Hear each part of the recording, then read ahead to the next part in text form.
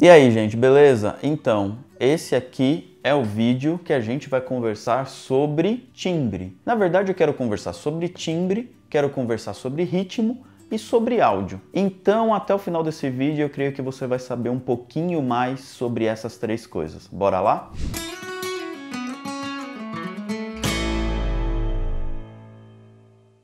Bom, se você está aqui pela primeira vez, meu nome é Rogério Salles, eu trabalho com música há pelo menos 20 anos, eu trabalho no mercado de cruzeiro, faço musicais, trabalho com artista, gravo, produzo, na maior parte do tempo eu sou guitarrista. Então isso aqui é só para te dar contexto, tipo, quem que é esse maluco falando aí? Se você tem dúvidas sobre gestão de carreira, como ser músico profissional, ou se você é curioso a respeito de como entrar, sei lá, no mercado de cruzeiro, por exemplo, eu tenho um canal no Telegram e o link tá aqui embaixo. Se você tiver perguntas para me fazer, eu também tenho uma caixinha de perguntas lá no Instagram, então tá aqui o meu arroba, me segue lá no Instagram que eu sempre tô tirando dúvida da galera. Se você não viu os outros vídeos da série, eles estão bem aqui, então isso aqui é uma série sobre forma, sobre maneiras de escutar música, tirando a maneira superficial, que é aquela, gosto, não gosto, eu gosto de rock, rock que é bom, não, pagode que é bom, porque tem que ter swing, parça. A gente só tá analisando maneiras de escutar música e de uma forma bem didática para tanto você que é músico, quanto você que não é músico, conseguir ter uma experiência, digamos, mais completa escutando música. Então hoje eu quero falar sobre timbre, quero falar sobre ritmo e quero falar um pouco sobre áudio. Então o que é timbre, Rogério? Timbre é o som das coisas. Tudo tem timbre. Um copo, quando você bate a caneta num copo, sei lá, caixinha de fósforo. Tem muito disco de samba que foi gravado com caixinha de fósforo. Tudo tem timbre. Palma tem timbre. Tem vários tipos de palma. Tem uma biblioteca de palma no computador, por exemplo. Timbre pode ser muito agudo. Timbre pode ser muito grave. Ou pode estar aqui no médio. Isso é só para te dar uma noção do que é timbre e te dando um exemplo prático. Então, cara, os instrumentos, e a voz é um instrumento, os instrumentos têm timbre, a minha voz é diferente da sua, que é diferente da voz do teu irmão, ou da tua irmã, ou da tua namorada, ou do teu namorado. Cada voz é muito peculiar, tem gente que consegue imitar, né? Tem gente que consegue ajustar a musculatura e imitar os outros, isso é muito louco.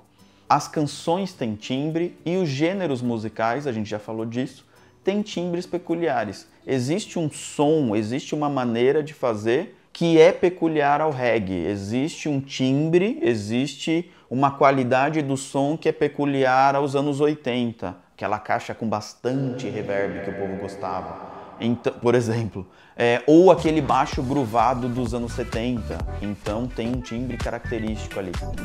Então um jeito muito legal da gente fazer isso, e eu te aconselho a fazer isso, a escutar a partir de agora com um fone de ouvido, é escutar um instrumento de cada vez, tentar prestar atenção no que a bateria está fazendo nessa música. Aí agora, sei lá, tentar prestar atenção no que o baixo está fazendo nessa música.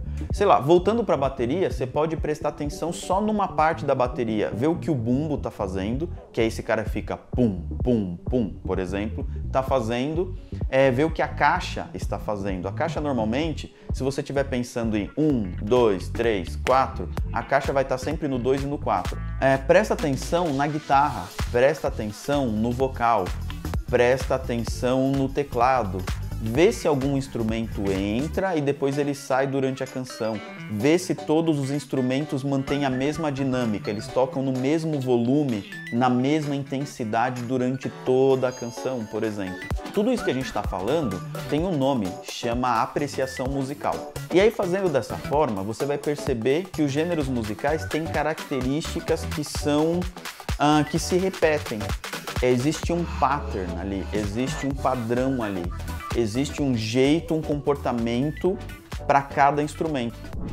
Existem células rítmicas que se repetem e são peculiares. Sei lá, vamos pegar samba duro, por exemplo. Tem um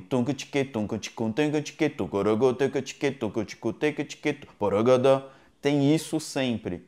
Então você vai ver que existe uma célula rítmica que se repete, ou algumas células rítmicas, ou algum jeito de fazer um fio de batera que está sempre presente. Sei lá, quando você fala de Motown, tem o taxo, catapum, pum. Todas, 80 mil músicas da Motown, que é uma gravadora de Detroit, que gravou muita coisa dos anos 60, por exemplo. Stevie Wonder, por exemplo, é Motown. The Platters, quem mais? Puta, Michael Jackson foi Motown por um tempo. E aí você tem esse taca-tucatá, pum-pum. Tem um negócio também que usava muito, que era um peco, peco, peco, peco, peco, que é um negócio que tem 80 zilhões de músicas da Motown. Tem um jeito de tocar baixo em Motown. Então você vai sacando com esse tipo de audição mais timbrística, você vai sacando esses elementos, inclusive esses elementos rítmicos, esse jeito de groovar no metal, esse jeito de groovar, e a galera do black music tá me olhando, como assim ele tá usando? Velho, groove é uma sequência de notas, é um jeito de organizar as notas, não é ter swing ou não. Groove é só um jeito, tchim, chequim, ding, chequim, ding, isso é um groove, porque isso é uma levada, simples assim. É que a gente acabou associando isso a black music, mas não tem nada a ver. Groove, é strumming, é pattern, é isso. E aí tem uma coisa maravilhosa que acontece. A gente começa a ver esse balé acontecer, essa dança dos instrumentos. Instrumentos entram no A, por exemplo, entram no verso da música e eles saem no refrão. Outros instrumentos só entram no refrão. Instrumentos mudam de som, por exemplo, a guitarra estava clean, estava limpa no verso da música e no refrão ela entra distorcida. Ou ela some, ou havia um violão, ou entra uma orquestra por trás, cordas tocando.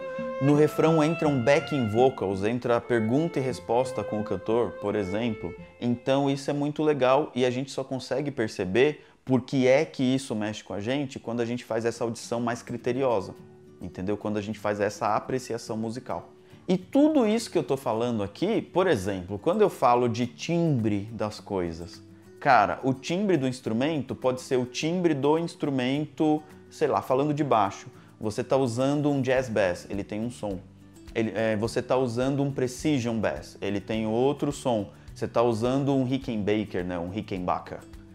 Ele tem um outro som. Um Hofner tem um outro som. Um BB5000 tem outro som. Um baixo acústico tem outro som. Se ele for um upright, que é um baixo acústico eletrônico, tipo um Silent da Yamaha, ele tem outro som. E assim por diante. Se for um Stingray 5, um Music Man, ele vai ter um outro som. Se for um Fodera, vai ter um outro som. Um baixo luthier tem outro som. A captação muda. Se é captação MG, vai ter um som. Se é captação ativa, vai ter um som. Se é captação passiva, vai ter outro som. Então só aí já é um universo timbrístico. Se o cara toca mais perto do braço, falando de técnica, tem um som. Se ele toca mais perto da ponte, vai ter outro som. Se o cara toca pizzicato, né, que a gente fala, vai ter um som, que seria com a ponta dos dedos. Se esse mesmo cara toca slap, vai ter um outro som. Se esse cara toca mutado, vai ter um som. Mutado é quando você muta, você abafa as cordas. Vai ter um outro som. O tipo de corda que você vai estar usando também vai mudar o som. E para cada gênero, você também tem alguns padrões de timbre nesse sentido que ditam aquele gênero, que dão sabor para aquele gênero. E aí a gente pode falar de amplificador, de ampli valvulado, de ampli de transistor. A gente pode falar de tipos de microfone, a gente pode falar de pré-amplificadores, compressores, delays, e sim, eu estou falando de áudio agora. E a gente pode falar de mono, a gente pode falar de estéreo, a gente pode falar de chorus, a gente pode falar de flanger, a gente pode falar de phaser, a gente pode falar de oitavador, a gente pode falar sobre filtros, a gente pode falar sobre estéreo. Às vezes a bateria só tá no L, às vezes a bateria só tá no R, às vezes... escuta o Revolver do Beatles, que a batera fica toda de um lado só. Teve um disco que eu escutei recentemente, acho que foi Black Keys, alguma coisa do Black Keys, que a batera tava tipo Revolver. Eu lembrei na hora, falei, nossa, que legal, que massa. O White Album, né, o disco branco dos Beatles é incrível, né, cara? A abertura do álbum já é um negócio, você fala, meu Deus do céu, o mundo vai acabar, assim, dá vontade de chorar, né? Quando você escuta uma orquestra, você vai perceber que ela vai dos violinos até os baixos. A orquestra é dividida assim, passando pela seção de madeiras e metais aqui no meio e a percussão lá atrás.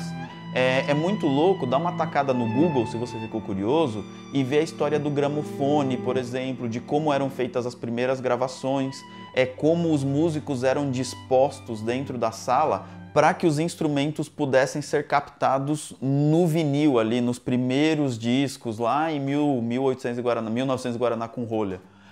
Um livro muito legal que fala disso é o How Music Works. Uma outra coisa é o tipo de captação. Eu acabei de falar de microfones, por exemplo. Então, cada microfone vai ter um som. Se você pega um microfone de fita, se você pega um Telefunken, por exemplo, ou se você pega um SM57, ou um 58, ou um SM7, ou você pega um 414, ou um... Enfim, cara, tem uma infinidade de microfones, microfones condenser, microfones cardioides, microfones dinâmicos, isso também é uma alquimia. Um cara que eu aconselho seguir é o Liciel. Liciel saca tudo de analógico. E o Paulo Anhanha também é muito legal. E o Paulo Anhanha faz coisas in the box. Mano, o Paulo é um gênio também, velho. Muito bom. Esses caras são da pesada. Tem o Lampadinha, mas é que o Lampadinha não fala muito nas redes, infelizmente. Mas são caras muito bons.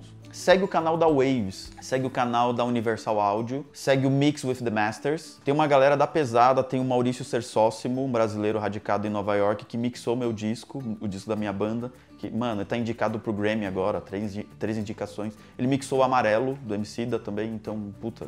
Então tem essa questão dos amplificadores, periféricos, pré-amplificadores, se vai passar na fita, se vai usar a DAT, tem uma série de questões aí maravilhosas da alquimia, do áudio e da música. Tem a história do delay, é muito louco. Mas também tem uma questão estética, que vai dar o shape, que vai dar o contorno para a tua música, ou para a música que você está ouvindo. E isso depende dos músicos, do que cada um ouve, do como ou do quanto cada um toca, do gênero em si. Então cada gênero tem suas peculiaridades. Se você vai fazer, ou se você está ouvindo, melhor dito, um disco de worship, um disco na onda Battle ou na onda Hillsong, ele tem uma vibe, ele tem uma verve ali. Se você escutar Dave Crowder Band, é um outro rolê. O John Mark Macmillan é um outro rolê. Se você escutar dentro desse mesmo rolê as coisas mais antigas, tipo Michael W. Smith, é um outro rolê. Se você pega Hillsong nos primeiros álbuns, é um outro rolê. Então, cara, isso é muito louco, você ir ouvindo também a evolução dos artistas dentro do gênero. Uma coisa também que é importante para formatar essa canção é o produtor. Então, sei lá, pega as coisas do Rick Rubin e vê um disco do, sei lá, do Slayer, que o Rick Rubin produziu, e um disco que ele não produziu. Pega um disco da Adele, que o Rick Rubin produziu, e pega um disco que ele não produziu. Pega um disco do Jay-Z, que o Rick Rubin produziu, e pega um que ele não produziu. Começa a comparar. E aí você vai ver o que mudou no artista e como é também o estilo do Rick Rubin de produzir. Você pega, sei lá, o Red Hot Chili Peppers que ele fez, acho que ele fez uns 5 álbuns com o Chili Peppers. Então é muito louco também ver como o produtor se comporta. O produtor é tipo um diretor de cinema, né, cara? É o olhar dele sobre o som. Ele é um tomador de decisões. Então, como eu já falei, a gente também não pode excluir os equipamentos usados e em que época isso foi feito. Então, mano, eu fico por aqui, espero que seja útil e eu te aconselho a começar a ouvir os discos dessa forma. Então, velho, pega teu disco favorito, pega teus discos favoritos, ninguém mais escuta disco, né? Mas pega um monte de música que você gosta e começa a comparar, começa a ouvir com esse ouvido de apreciação musical, pensando desde forma, passando por gênero e chegando agora nessas coisas de timbre, de ritmo e dessas coisas da engenharia de áudio, beleza? Espero que esse vídeo te ajude e até o próximo vídeo. Valeu!